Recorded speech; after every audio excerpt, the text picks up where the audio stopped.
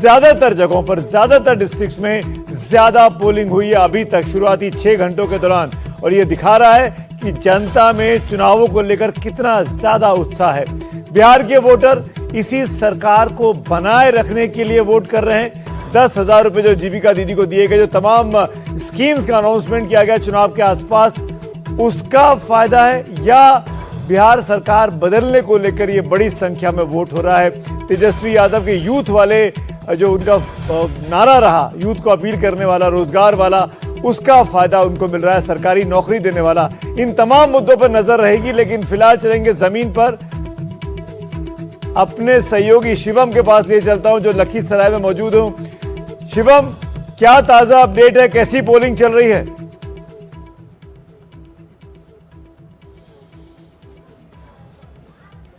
लखीसराय जिले के सुरजगढ़ा विधानसभा में, और आपको हम सबसे पहले यहाँ की तस्वीर दिखा रहे हैं। आप देख सकते हैं कि दोपहर के 2 बज रहे हैं, पर लोगों में काफी ज्यादा उत्साह देखने को मिल रहा है। लंबी जो कतारें हैं वो बूथ पर लगी हुई है। लोग जो हैं वो सुबह 7 बजे से ही अपने मताधिकार का यहाँ पर प्रयोग कर रहे हैं। कुछ लोग हैं, उनसे बात करने की कोशिश करेंगे। उप मुख्यमंत्री विजय सिन्हा के काफिले को रोका गया, वो क्या खबर थी? स्थिति अब काबू में है? वो कहीं जा रहे थे, लोगों ने उनको रोका, क्या स्थिति थी वो? शिवम जी सुमित, मैं आपको बता दूं कि ये गुंडा राज को स्थापित प्रशासन, यहाँ का एसपी इतना कमजोर कायर है, आके बूथ पर कहता है कि शांतिपूर्ण, जब उम्मीदवार को उप मुख्यमंत्री को घुसने नहीं दे रहा है गांव में, सारा गाड़ी पर पत्थर और गोबर फेंका है। सर क्या हुआ था? गाड़ी में पथराव, चप्पल फेंके जा रहे थे आपके? ये गुंडा राजद का गुंडा है और सत्ता में आए बिना इसके गुंडे देख लीजिए कि बिहार के उप मुख्यमंत्री को बाहर जाने के लिए किस तरह से विरोध प्रदर्शन कर रहा है।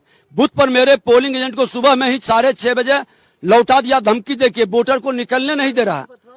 गाड़ी पर पथराव किया है, पूरा देखिए गाड़ी घिनाया, गोबर उबर सब फेंका है, चप्पल फेंका है, जूता फेंका है। इस तरह के गुंडा राज, और यहाँ का एसपी इतना कायर कमजोर है, आके कहता कि शांतिपूर्ण मतदान हो रहा है। धिक्कार है इसे प्रशासन को। यहाँ पे क्या सेंट्रल फोर्स नहीं है? सेंट्रल फोर्स बूथ के अंदर दिया है, रोड पेट्रोलिंग में रहना चाहिए ना, पेट्रोलिंग पर गांव में निकलने नहीं देता है। और कल हमारे दलित के अति पिछड़े समाज के लोगों को ये लोग धमकी दिया, कोई भी घटना घटित होगा इसी गांव में आके हम बैठेंगे, अनशन करेंगे। तो क्या अभी आपने एसपी से बात किया, क्या किया? एसपी कह रहा है कि हाँ हम देख रहे हैं।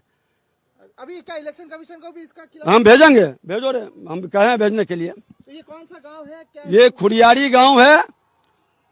खुल करके सुबह ही 6:30 बजे से हम मामला इतना गंभीर है, उसके बाद भी इतनी लापरवाही है प्रशासन की ओर से। धिक्कार है इसे। ये लोग जो है कौन है? ये कुल राजद के लोग हैं, और राजद के भी शरीफ लोगों को नहीं, राजद के गुंडे लोग ये सब हैं। डिप्टी सीएम विजय सिन्हा को आप सुन रहे थे, काफी ज्यादा परेशान है, क्षुब्ध है। उनके काफिले को रोका गया, एक गांव में आगे नहीं जाने दिया गया, उन पर गोबर फेंका गया उनकी गाड़ी पर, जैसा कि वो इल्जाम लगा रहे हैं। आरजेडी के समर्थकों ने उनके साथ ये बदसलूकी की है, उनका ये आरोप है। पुलिस प्रशासन भी उनका साथ नहीं दे रहा है। डिप्टी सीएम विजय सिन्हा ये बात कह रहे हैं, और उनका ये जो बड़ा हंगामा हो गया है चुनाव के बीच में, लखीसराय का मामला है। मेरे सहयोगी शिवम वहां मौजूद हैं। शिवम, डिप्टी सीएम के कार काफिले को रोका गया, डिप्टी सीएम है वहां के विजय सिन्हा, उनके साथ ऐसा कैसे हो सकता है? वो तो बड़े पॉपुलर नेता है अपने इलाके में। जी मैं आपको बता दूं कि उप मुख्यमंत्री विजय सिन्हा के काफिले को रोका गया है स्थानीय लोगों के द्वारा, पर विजय सिन्हा ने साफ तौर पे आरोप लगाया है कि राजद के जो समर्थक हैं उनके द्वारा उनका जो काफिला है वो रोका गया है, और उनके काफिले पर पत्थर भी फेंके गए हैं, साथ ही साथ जो गोबर है वो भी फेंका गया है। जिसके बाद जो है विजय सिन्हा काफी ज्यादा नाराज हो गए थे स्थानीय प्रशासन पर भी। उन्होंने वहां के एसपी पर भी आरोप लगाया है कि एसपी के द्वारा जो है वो लोगों को वोट जाने नहीं दिया जा रहा है, तो कहीं ना कहीं विजय सिन्हा के काफिले पर लोगों के द्वारा काफी ज्यादा आक्रोश दिखाया गया है। और अगर हम 2020 विधानसभा चुनाव की बात करें तो उस वक्त भी विजय सिन्हा का 1-2 गांवों में विरोध हुआ था, जिसके बाद वहां से विजय सिन्हा को फौरन वापस लौटना पड़ा था। तो वही एक बार फिर से वाकया 2025 में भी देखने को मिल रही है कि जब विजय सिन्हा अपने काफिले के साथ गुजर रहे थे एक गांव में, तो उस वक्त उनके स्थानीय लोगों के द्वारा उनका विरोध भी किया गया। जी सुमित। शिवम आप रहिए, मैं एक बार सुनवाते हैं कि क्या हुआ वहां पे, पब्लिक क्या बोल रही है और फिर विजय सिन्हा साहब की क्या शिकायत है। एक बार फिर से पूरी खबर को समझने की कोशिश करते हैं।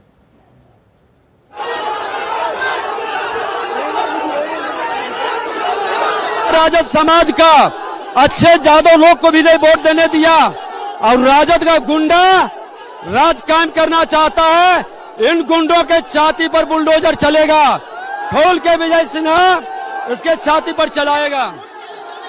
नहीं वोट देने दिया मेरा पोलिंग एजेंट को, सुबह ही 6:30 बजे लौटा दिया।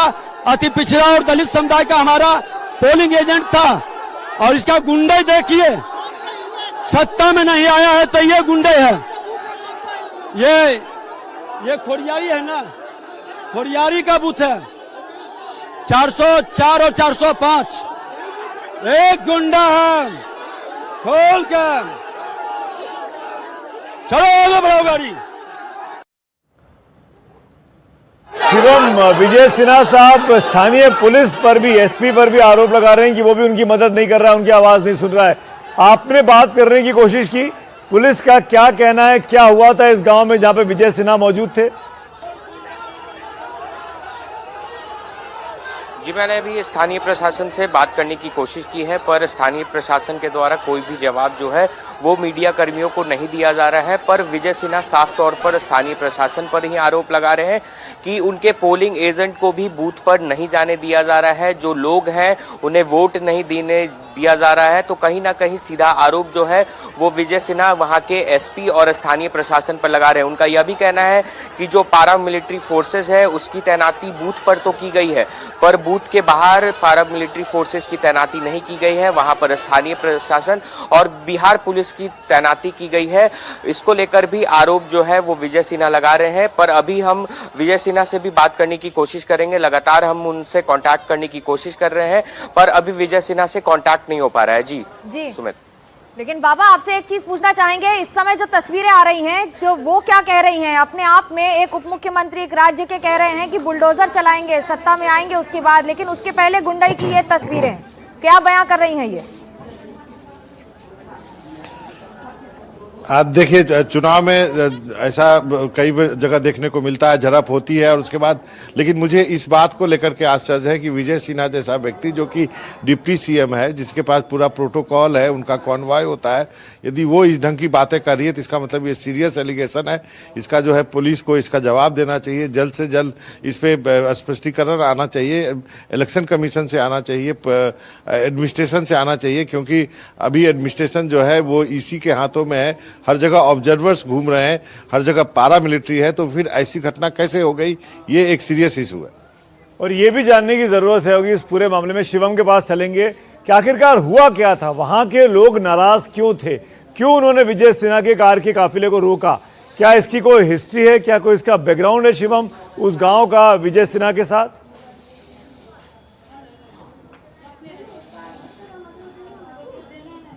शिवम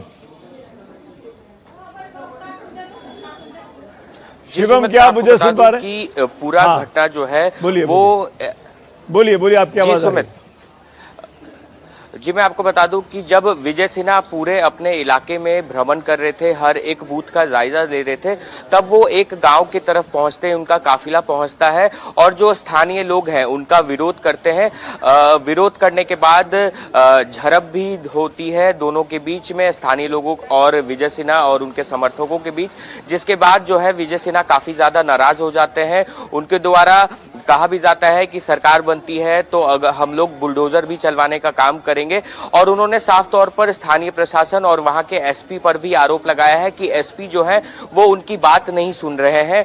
और उन्होंने यह भी कहा है कि पारामिलिट्री फोर्सेस की जो तैनाती है वो बूथ के बाहर नहीं की गई है। अब हमारे वरिष्ठ सहयोगी बाबा भी अभी बता रहे थे कि ये जायज है उनका कहना, और इस मामले पर स्थानीय प्रशासन और इलेक्शन कमीशन को संज्ञान लेना चाहिए, और क्या कुछ पूरा घटनाक्रम हुआ है उस पर स्थानीय प्रशासन को भी अपना पक्ष रखना चाहिए। सिकता, आप छपरा में हैं, छपरा में लगातार बात होती रही है एक और जहां पर इस तरह की हिंसा की तस्वीरें आ रही हैं दूसरे जिलों से, और तो छपरा में इस समय क्या है माहौल?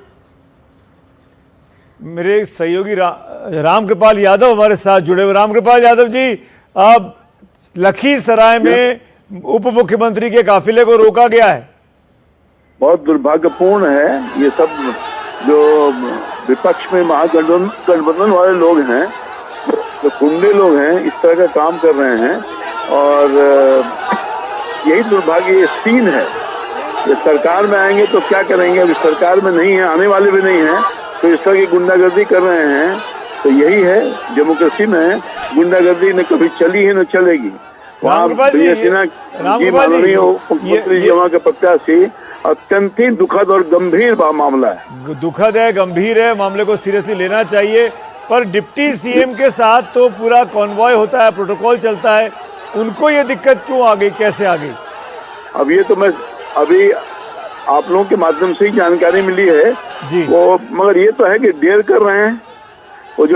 वो गुंडे जो हैं अभी इतने देर कर रहे हैं कि उप मुख्यमंत्री के काफिले पर हमला कर रहे हैं, रोकने का काम कर रहे हैं, बदतमीजी कर रहे हैं। तो अब समझिए कि कौन लोगों को संरक्षित करते हैं महागठबंधन के लोग। ये चोर हैं, डकैत हैं, रंगदार हैं, बदमाश हैं, यही तो काफिला में है। तो सरकार जब नहीं बनी है तो ये हाल है, सरकार बनने वाली नहीं है। जब सरकार आ जाएगी तो इनका चेहरा यही है जो दिख रहा है। रामकृपाल जी नमस्ते, मनोज्ञा बोल रही हूँ। मेरा एक छोटा सा सवाल, क्या आप चुनाव आयोग जाएंगे इसकी आधिकारिक तौर पर शिकायत करने के लिए? जो हुआ है ये तस्वीरें बहुत कुछ बयां कर रही है। पार्टी इन सब चीजों को गंभीरता से देख रही है, और उचित जो कार्रवाई न्याय के लिए हो सकता है, निश्चित तौर पर हमारी पार्टी उस पर एक्शन लेगी, कार्रवाई करेगी। चुनाव आयोग पर भी सवाल उठते रहे हैं, क्या इसके बावजूद भी सवाल उठेंगे कि जिस तरह की सुरक्षा व्यवस्था होनी चाहिए उसमें कोई कमी? नहीं, सुरक्षा व्यवस्था में कोई कमी नहीं है। हमारे यहाँ चुनाव में घूम रहा हूँ, इतनी सुव्यवस्थित व्यवस्था तो आज तक मैंने देखा ही नहीं, शांतिपूर्ण से। और वहाँ किन परिस्थितियों में मुझे नहीं मालूम, समाचार आप लोगों के माध्यम से जानकारी मिली है, तो मुझे पता करके ही कुछ मैं ज्यादा रिएक्शन दे सकता हूँ, और ये दुर्भाग्यपूर्ण है। रामकृपाल जी, आपका अपना चुनाव कैसा चल रहा है? बढ़िया चल रहा है, बहुत बढ़िया, अच्छा चल रहा है, पीसफुल है।